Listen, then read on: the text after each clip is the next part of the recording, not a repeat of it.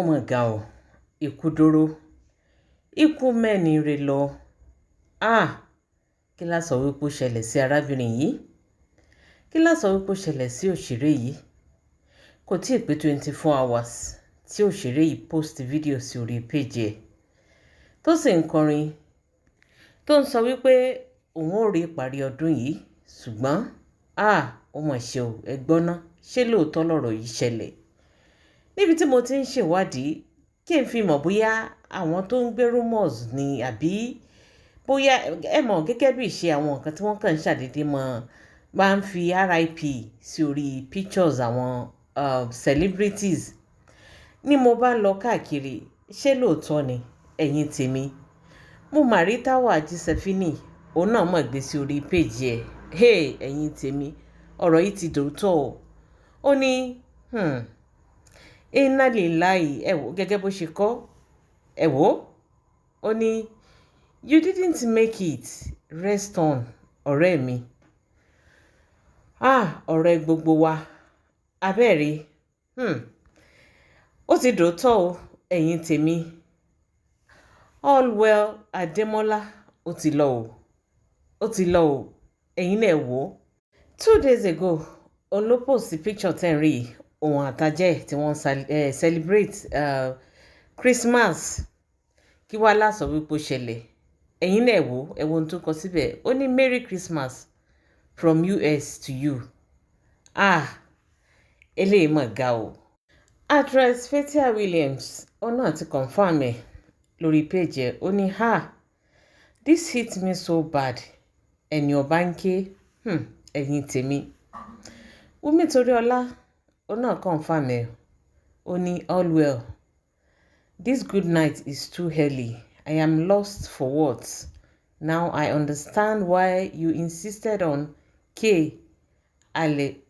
Aletole so this is it ó ga o Wumi Toriola òun lẹ́rí tó náà ti confam ẹ̀ yìí ó ti ṣẹlẹ̀ o lóòótọ́ ni o actress Allwell Adémọ́lá ó ti lọ o ó ti filé ayé sílẹ̀ ẹ̀yin tèmi Fẹ́mi Adébáyọ̀ òun náà confam ẹ̀ ó ní deeply saddened by the sudden passing of Allwell Adémọ́lá.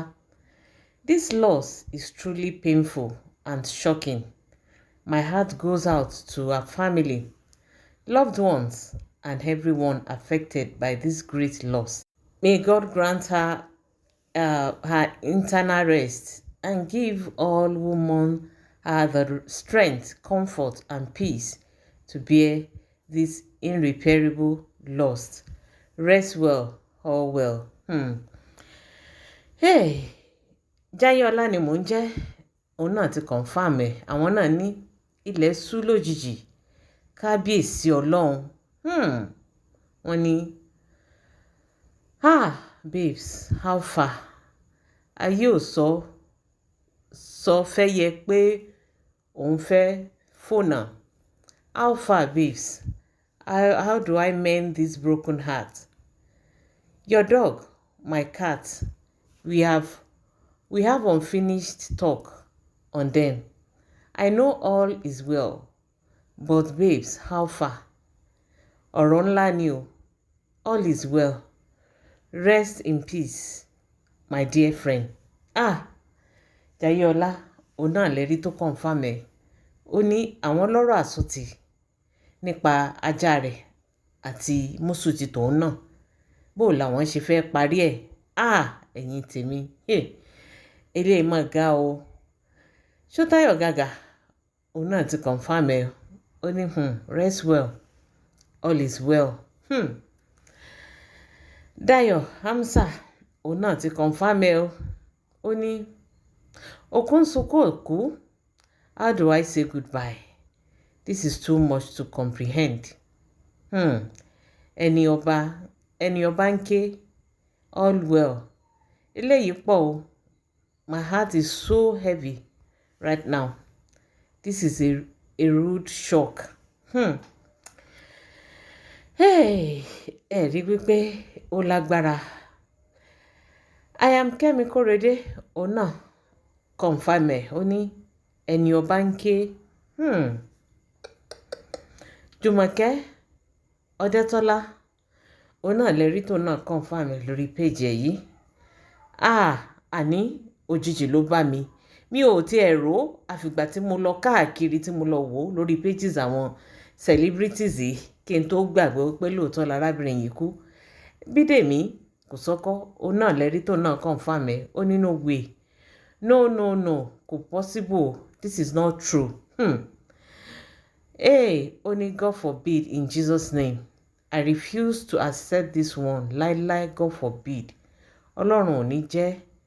Just reply my message, abeg, ọ̀rẹ́ mi, àǹtí mi. I will wait patiently for your reply. Ó mà ṣe o. Ó mà ṣe o. Ó mà ṣe o. Ẹ rí nǹkan. Ó ti lọ o. Ó ti lọ. Dàmọ́lá Ọlátúnjí. Òun náà lè rí tó náà gbé sórí page yìí. Ó ní life is a mirage. Ẹ wo official Arólé òun náà lè rí tó náà gbé síbẹ̀. Ó ní my heart is with the whole Nollywood industry tonight. Rest in peace. Ẹni Ọbánkẹ́ Allwell. A woman full of love and life. Ó mà ṣe o. Ó mà ṣe o. Ẹ wo Jígan bàbá ọjà náà òun náà lè rí. Ó ní it is not good to say goodbye now till we meet and part no more. Ó mà ṣe o.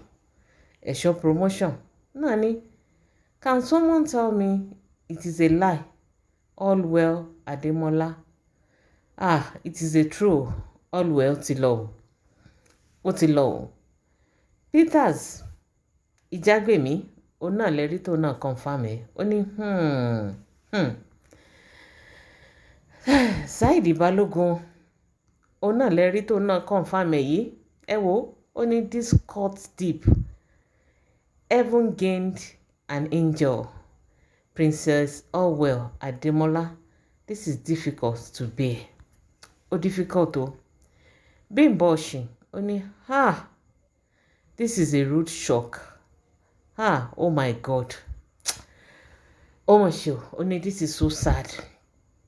Ìtẹ̀lẹ̀ ó náà ní rest in peace Allwell.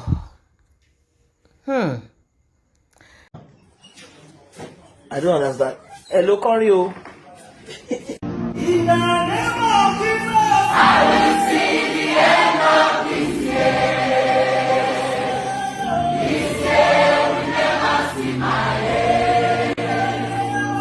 Abẹ́rẹ́ fídíò yìí ó ló pòsì sí orí péjì ẹ̀ kò tí ì pé 24 hours. Tàrí tó ń kọrin àṣé olóhùn ò rí òpin ọdún yìí bí ẹni pé ó ti mọ̀ pé nǹkan kan fẹ́ ṣẹlẹ̀ sóhun. Àṣé kò ní papà rí òpin ọdún yìí náà. Abẹ́rẹ́ Ọdúnládé Adékọ́lá òun náà lè rí tó náà confirm ẹ̀. Ó ní oh my God, rest in peace Allwell. Mide Martins ó ní kábíyèsí o Elédùmarè. Kábíyèsí rẹ̀ Elédùmarè lóòótọ́. Àrà tó bá wù ọ́ òun ló ń dá. In tó bá wù ọ́ òun ló ń ṣe. Kò sẹ́ni tó lè bí ọ́. Kò sẹ́ni tó lè bí ẹ́ léèrè wípé bó ló ṣe ṣe. Ẹ wo I am Nino òun náà ó confirm ẹ̀. Ó ní this breaks my heart Allwell. God rest your sweet soul sis. Ó mà ṣe o.